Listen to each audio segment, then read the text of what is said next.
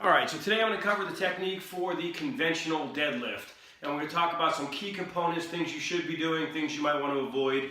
And so let's start off with the grip. There's no magic grip for the deadlift, but I like to start with about a thumb outside of the hips, and then you can kind of manipulate it from there and see where your grip is comfortable.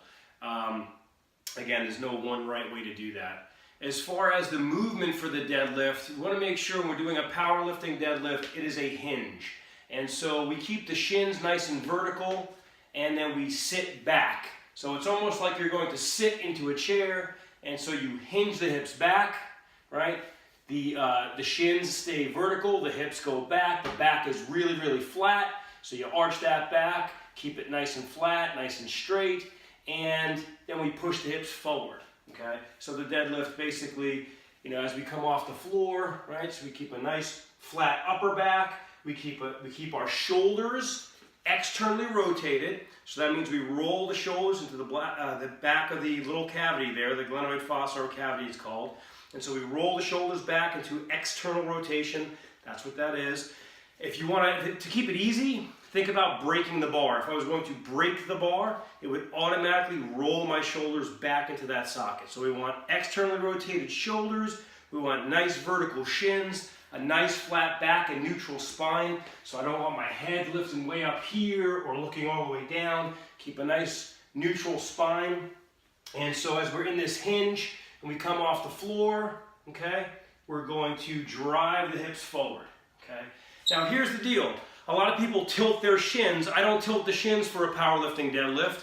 If you do, you have to be careful because you could scrape your shins and kind of rip them up. I keep my shins nice and vertical so they're already out of the way. So in order to do that, you have to hinge back. So you need to have some mobility, but you need to hinge back a little further, okay? If I don't, so if my butt comes down there, okay, then my shins slip forward. Now that's a clean deadlift, but we're talking today about the powerlifting deadlift or your conventional deadlift. So again, shins stay vertical, upper back is flat, shoulders are externally rotated, shins are vertical, and I'm going to drive the hips forward as I stand up. Shins staying vertical the entire time, okay? I don't really like this stuff either when people throw the hips forward or throw the shoulders back. For some competitions, like CrossFit, things like that, they say you have to have your shoulders behind the bar. That's okay. If you stand up straight, lock out the hips, and you have external rotation of the shoulders, they will automatically be behind the bar when you stand up. So we don't need to over or hyperextend the lumbar spine. It's just not good for you, okay?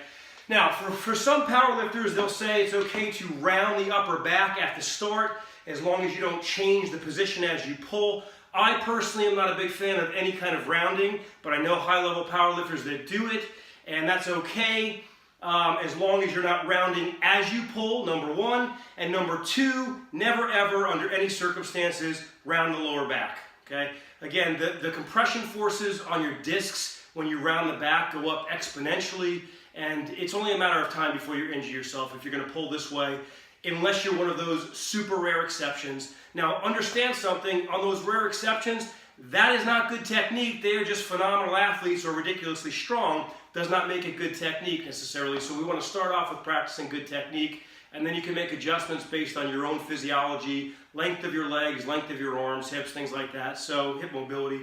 So let's see if there's anything else. So make sure you don't round.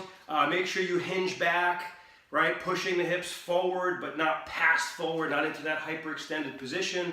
Shoulders nice and externally rotated, neutral spine. I think that covers the basics of the conventional deadlift. If you have any questions, post them to YouTube. In the future, I'll probably post videos on some things to avoid in different movements like the deadlift. And that's about it. Stay strong. See you next time.